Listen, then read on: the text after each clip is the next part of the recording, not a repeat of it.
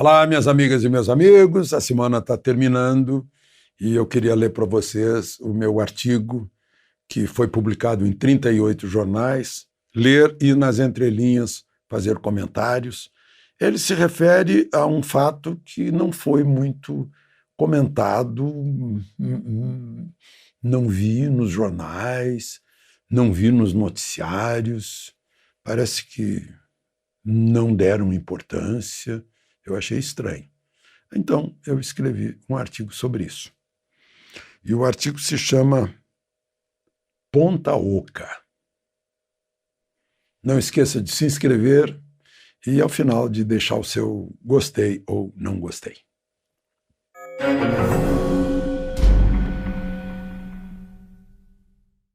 Então, Ponta Oca. Estávamos embalados nas mensagens da semana de Natal, aquelas mensagens todas de paz, paz no coração, paz de espírito, quando surgiram informações bélicas em 2 ou 3 sites de notícias que atingiram a paz tão desejada. Todo mundo augurando paz no tempo de Natal. Aí aparece essa notícia dizendo o seguinte: o Tribunal Superior Eleitoral, que tem por tarefa preparar eleições, parecia estar se preparando para a guerra. Havia comprado armas e munições.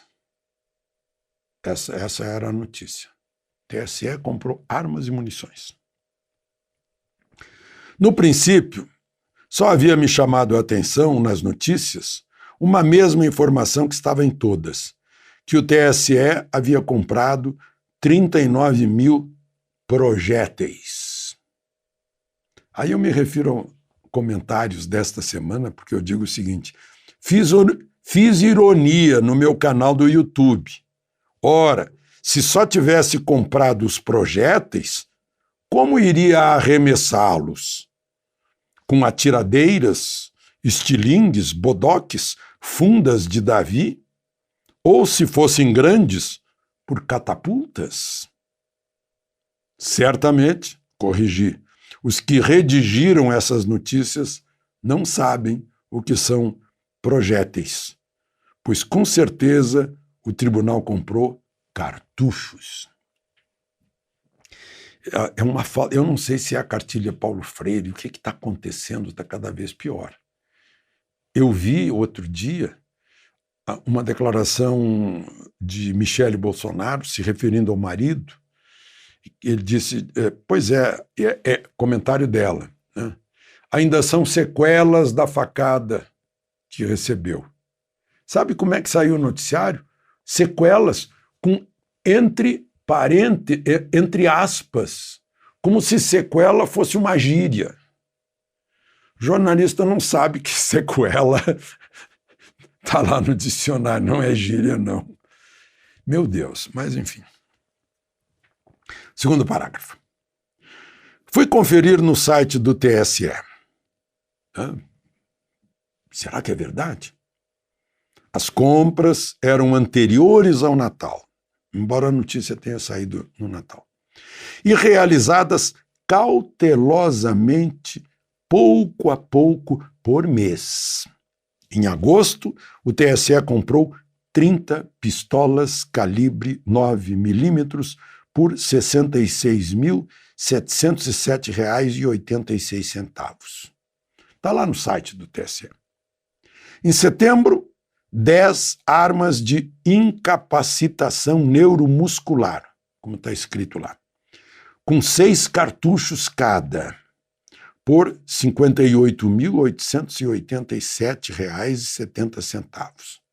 Em outubro, depois de comprar 25 bastões antitumulto, como estava escrito lá, por R$ 1.850, fez o pregão de 36 mil cartuchos calibre 9mm Luger,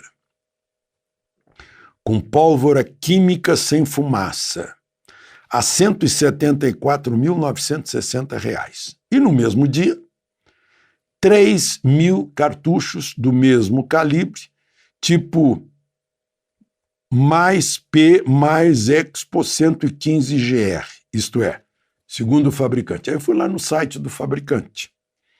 Uma munição cujos projéteis, agora sim é projétil, né? É a ogiva, que vai além do estojo. O estojo fica preenchido com explosivo. No clote do estojo tem a espoleta. Aí é encaixado o projétil, né? Bom. Aí está escrito assim, aspas, possuem geometria especial, ponta oca e configuração hexagonal em seu interior, o que garante alto desempenho e a perfeita equação entre a expansão e a penetração ideal, sem transfixação do alvo. Fecha aspas. Vocês entenderam? Já vou explicar mais.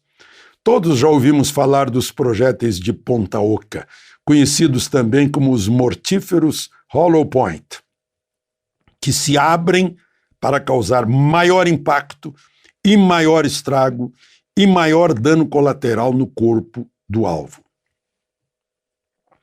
Eu hoje estava conversando com um policial militar, e ele me disse que isso é usado para não atravessar o corpo de um e pegar numa outra pessoa que estivesse atrás. É para derrubar. É para ter impacto. É se fosse uma batida.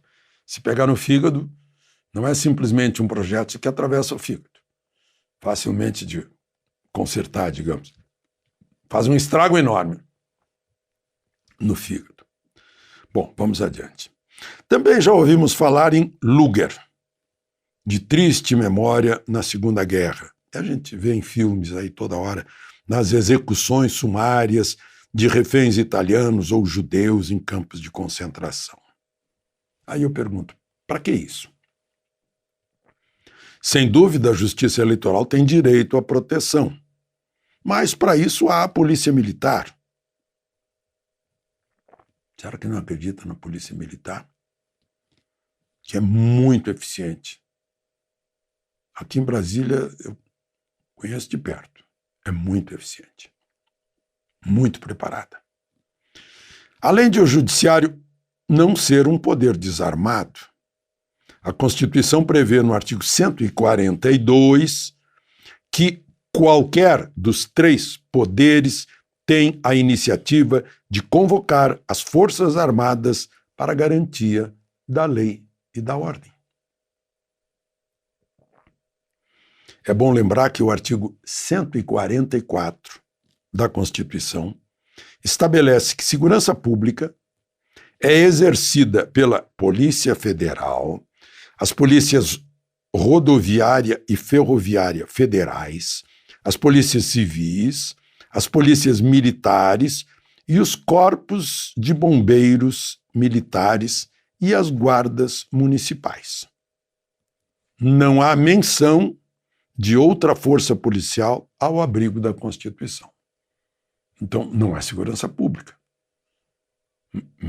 Pode ser uma segurança armada interna do prédio da Justiça Eleitoral. Mas aquele processo do fim do mundo, lá no Supremo, expandiu a jurisdição do Supremo urbi et orbi, para a cidade e para o mundo. Porque disse que os crimes, supostos crimes cibernéticos, era como se fosse lá dentro do Supremo, porque o Supremo poderia fazer investigação administrativa se alguma coisa ocorresse dentro do Supremo. É o que diz o regimento interno do Supremo. Então, lá no TSE, a gente fica preocupado. Essa polícia interna, essa segurança interna, esses vigias. Por que bastão antitumulto? Vai ter tumulto lá dentro? Bom, aí eu vou explicar no último parágrafo. Imagino que o TSE esteja vendo inimigos muito além dos hackers. Porque, para esses invasores de muralhas digitais, as armas de defesa são digitais, usando mais inteligência que esses invasores para proteger o bem mais preciso de que a justiça eleitoral é guardiã por obrigação, o voto de cada um.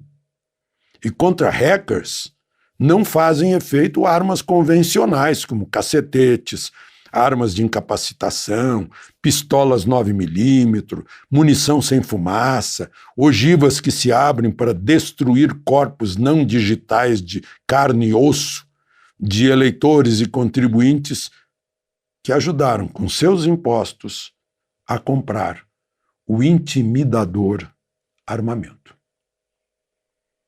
De Brasília, Alexandre Garcia.